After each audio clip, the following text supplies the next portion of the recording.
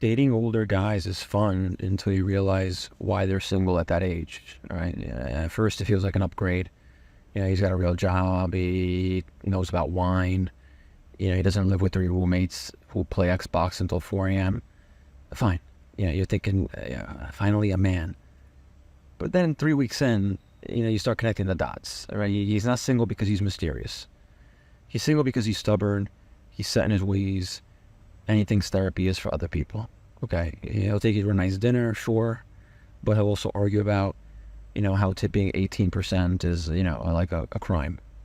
And he's charming, but he's also bitter. Okay, every story starts with my ex-wife and ends with took the house. Okay, so suddenly those salt and pepper vibes aren't so sexy when he's yelling at the waiter because it didn't honor his coupon.